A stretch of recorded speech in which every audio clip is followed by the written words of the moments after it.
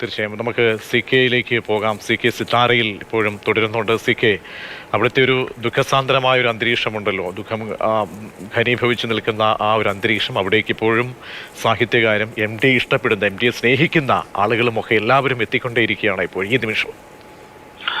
ഇപ്പോൾ ആൾക്കാരുടെ വരവ് അല്പം കുറഞ്ഞിട്ടുണ്ട്. കാരണം സമയം രാത്രി 1 മണി കഴിഞ്ഞിരിക്കുന്നു. ഒരുപക്ഷെ രാവിലെ വരുന്നതിന് വേണ്ടി എല്ലാ തയ്യാറെടുപ്പുകളും മറ്റുള്ളവർ നടത്തുന്നുണ്ടാകാം. ഇപ്പോൾ ഇവിടെ ഈ കോഴിക്കോട് നഗരത്തിനകത്തുള്ള പൊതുപ്രവർത്തകർ, പ്രത്യേകിച്ച് രാഷ്ട്രീയ രംഗത്തും സാഹിത്യ രംഗത്തുമുള്ള ഏതാനും ചില പൊതുപ്രവർത്തകർ മാത്രമാണ് ഇപ്പോൾ ഈ സിതാര എന്ന് പറയുന്ന ഈ വീടിന്റെ മുന്നിലുള്ളത്.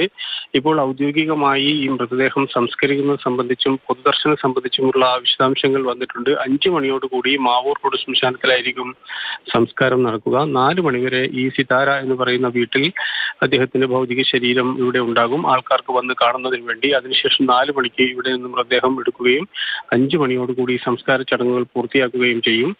പിന്നീട് അനുശോചന യോഗം ചേരണം എന്നായിരുന്നു തീരുമാനിച്ചത്. പക്ഷേ വിപുലമായ രീതിയിൽ തൊട്ടടുത്ത ദിവസം ഒരു വിപുലമായ അനുശോചന യോഗം ചേരാനുള്ള തീരുമാനമാണ് ഇപ്പോൾ എടുത്തിട്ടുള്ളത്. അതുകൊണ്ട് ഇപ്പോൾ മൃതദേഹം നാളെ കാണുന്നതിന് വേണ്ടി ഏതാണ്ട് രാവിലെ 6 മണി മുതൽ വൈകിട്ട് 4 മണി വരെ ഈ സിതാര എന്ന് പറയുന്ന വീട്ടിൽ തന്നെ സൗകര്യമുണ്ടാകും. അത് ഒരുപക്ഷെ ഈ നാട്ടുകാർക്കും എല്ലാം തന്നെ കാണുന്നതിന് വേണ്ടി, അന്ത്യോപചാരം അർപ്പിക്കുന്നതിന് വേണ്ടിയുള്ള വലിയ രീതിയിലുള്ള സൗകര്യമായിരിക്കും. മമ്മൂട്ടി, മോഹൻലാൽ ഉൾപ്പെടെയുള്ള സിനിമാ രംഗത്തുള്ള പ്രമുഖരെല്ലാം തന്നെ നാളെ എത്തിച്ചേരും എന്ന് അറിയിച്ചിട്ടുണ്ട്. അവരെ കൂടി സൗകര്യങ്ങൾ കൂടി പരിഗണിച്ചാകാം ഒരുപക്ഷെ ഇത്തരത്തിൽ ഈ സമയം 4 മണി വരെ ഇവിടെ പൊതുദർശനം ഉണ്ടാകും എന്ന് കരുതുന്നത്. കുറെ കൂടി സൗകര്യപ്രദമായി മറ്റൊരിടത്തേക്ക് പൊതുദർശനം മാറ്റണം എന്ന ഒരു നിർദ്ദേശം പല രീതിയിൽ വീട്ടുകാരോട് പലപ്പോഴായി അഭ്യർത്ഥിച്ചിട്ടുണ്ട്. പക്ഷേ അതൊന്നും തന്നെ ഇവരാരും തയ്യാറായിട്ടില്ല. കാരണം എം ടി വാസുദേവൻ നായർ എന്താണോ പറഞ്ഞിട്ടുള്ളത് അത് അതുപോലെ തന്നെ പാലിക്കുന്നതിന് വേണ്ടിയാണ് ഇപ്പോൾ കുടുംബാംഗങ്ങളെല്ലാം തന്നെ ശ്രമിച്ചിട്ടുള്ളത്.